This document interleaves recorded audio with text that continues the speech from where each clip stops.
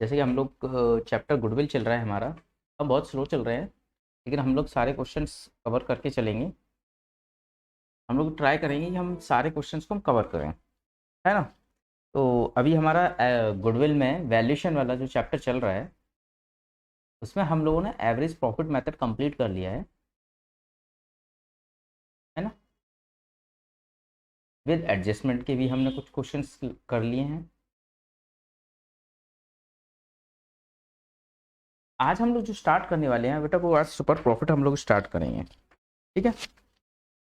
तो हम लोग देखते हैं सुपर प्रॉफिट मेथड क्या है, क्यों यूज़ किया जाता है, कैसे कैलकुलेशन होती है, हम आज सारी चीज़ें सीखेंगे। तो सबसे पहले what do mean by the super profit, मैं पूरा एक्सप्लेन करूंगा। डेफिनेशन के साथ साथ हम लोग कई सारी चीज़ें एक्सप्लेन करेंगे कि what is super profit, normal profit क्या होते हैं ठीक है ना। देखो, सुपर का मतलब होता है, जैसे हमने सुना भी है, सुपर इज अपर।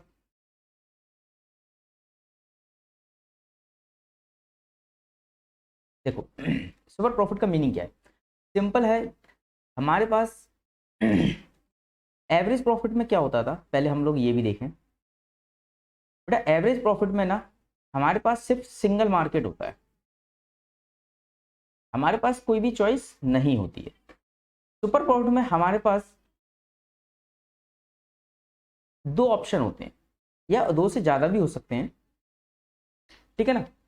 तब हम लोग क्या चाहते हैं कि अगर हम नॉर्मल एक्टिविटी में अगर हम पैसा इन्वेस्ट करते तो वहां से हम आपके पास क्यों इन्वेस्ट करें,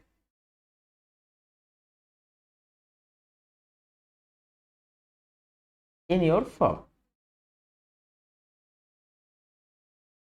तो हम क्या चाहेंगे कि देखो, यही यहाँ पर लिखा है कि why we use this method first. सबसे पहले हम लोग यही देख रहे हैं बेटा। देखो क्या होता है, जब भी हम सुपर प्रॉफिट को यूज करते हैं तो हमारे पास दो चॉइस होती है कि हम इन्वेस्ट कहाँ करें। अगर हम कहीं इन्वेस्ट करेंगे, वही पैसा अगर हम बैंक में यूज करें तो हम मान लो 7% रिटर्न कमाते हैं, और वहीं आपका बिजनेस बाय करेंगे तो हम 10% कमाना चाहेंगे। तो जो एक्सेस हम जो कमाना चाहते हैं, that is the super profit. यानी मार्केट में हमारे पास मोर देन टू चॉइस हैं कि हम where we invest the money, और जहां हम एक्सेस प्रॉफिट कमा लेंगे, तभी तो हम आपका बिजनेस अर्न करेंगे कि why do we invest money in your business, ठीक है ना। तो सिंपल है, सुपर प्रॉफिट का मतलब ही क्या है, excess the excess profit from normal profit, ठीक है। तो नॉर्मल प्रॉफिट क्या है, अगर हम वही मनी अगर हम अनदर प्लेस पर इन्वेस्ट करते, यानी अनदर बिजनेस,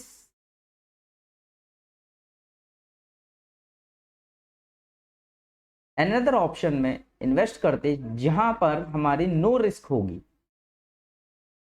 ठीक है ना। और हम आपका बिजनेस में इन्वेस्ट कर रहे हैं विद रिस्क, तो हम नॉर्मल से ही तो ज्यादा प्रॉफिट कमाना चाहिए। तो प्रॉफिट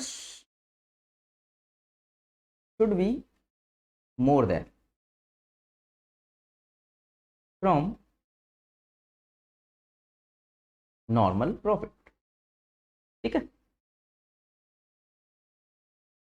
तो यही यहाँ लिखा है, ready to pay excess of the best opportunity choice one and two. तो यहां भी देखो, यानी एवरेज प्रॉफिट, यानी आपसे जो प्रॉफिट अर्न करने वाले हैं वो हमारा नॉर्मल प्रॉफिट से ज्यादा होना चाहिए, ठीक है। That is a super profit. यानी फाइनली देखो, जैसे कि यहां हमारा ये average profit with your business, और ये नॉर्मल बिजनेस। तो इस केस में देखो, इतना जो पार्ट है, this much, that is the super profit, okay. इस केस में देखो, यहां तक तो ये नॉर्मल है, this one is excess profit equal to super profit, ठीक है ना, सेम यहाँ है दिस। तो हम लोग यही देख रहे हैं कि हाँ क्या होता है इसमें। देखो मेन दो टर्म है, एक तो नॉर्मल प्रॉफिट है। तो अब नॉर्मल प्रॉफिट का मतलब क्या है, ये भी हमें देखना है। नॉर्मल प्रॉफिट का मतलब है कि हम कहीं अनदर जगह we invest and earn profit without any risk. ठीक है, तो इन्वेस्ट में हम लोग ये देखेंगे कि अगर यही पैसा हम दूसरे बिजनेस में लगाते, यानी कि that is the invested money. Invested money equal to the capital employed, और इस पर हम नॉर्मल रिटर्न क्या कमा रहे होते, रिटर्न। ठीक है, दैट इज द एंड। तो नॉर्मल प्रॉफिट का फॉर्मूला हमारा फाइनली क्या बना, सिंपल अगर देखा जाए, capital employed into NRR equal to normal profit.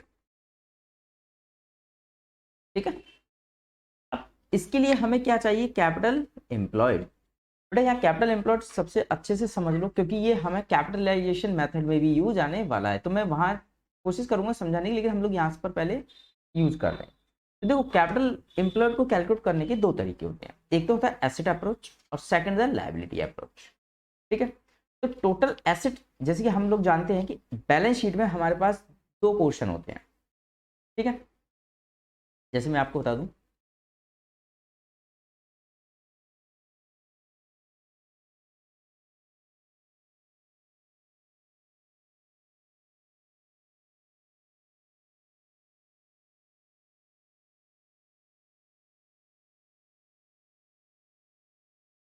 देखो बैलेंस शीट हमारी ये है,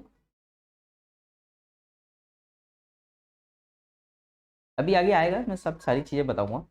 देखो ये होती है हमारी लायबिलिटी साइड और ये होती है हमारी एसेट साइड। जब भी हम एसेट साइड और लायबिलिटी साइड दो तरीके से हम इसको यूज कर सकते हैं calculate to the capital employed. तो सबसे पहले हम एसेट अप्रोच देख लेते हैं। टोटल एसेट में से आप लायबिलिटी, करंट लायबिलिटी माइनस कर देंगे, that is the capital employed. ठीक है, और लायबिलिटी अप्रोच में सिंपल है, share capital reserve plus long term liability, आप ये ऐड कर दीजिए तो लायबिलिटी अप्रोच के हिसाब से हमारी कैपिटल एम्प्लॉयड आ जाएगी। जैसे कि हम लोग फिर से देख लेते हैं, एसेट अप्रोच में बस हमें ध्यान क्या रखना है, एक सबसे इंपॉर्टेंट चीज है, एसेट में हम लोग कभी भी नॉन ट्रेडिंग इन्वेस्टमेंट यूज नहीं करेंगे और एनी फिक्टिशियस एसेट भी हम यूज नहीं करेंगे। Non trading investment means investment जो हमारे बिजनेस में यूज नहीं हुए। जब हम नॉन इन्वेस्टमेंट यूज करते हैं, इसका मतलब है इससे नॉन,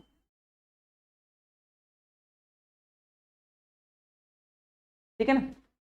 तो कैपिटल एम्प्लॉयड का फॉर्मूला क्या हो, total asset minus current liability. Fictitious asset का मतलब क्या होता है, advertisement suspense, okay, P&L account, debit balance and any return of returnable asset. ठीक है, अभी हम यहाँ देखो इस तरीके से समझने की कोशिश करते हैं। बैलेंस शीट में there are two types liability, there are two part liability and asset. इसमें हम ये सारी चीज़ों को ऐड करेंगे, माइनस करंट लायबिलिटी करेंगे।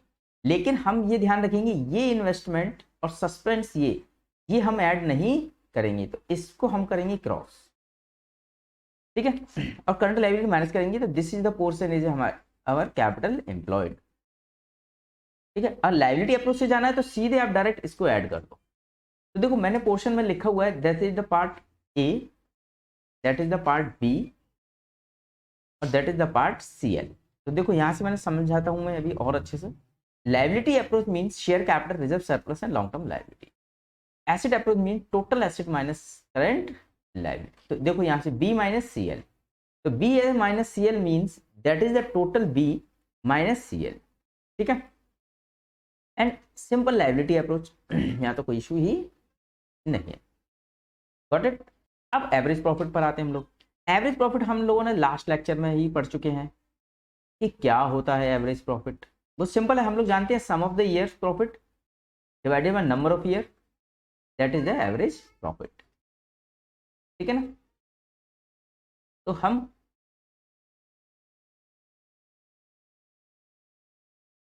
सारे ईयर का प्रॉफिट को हम ऐड करेंगे summation of years profit divided by number of year. ये मुझे बताने की जरूरत नहीं है, हम लोगों ने कई क्वेश्चंस भी इस पर डिस्कस कर चुके। तो सुपर प्रॉफिट का सीधे सीधे फॉर्मूला क्या आया, average profit minus normal profit equal to the super profit.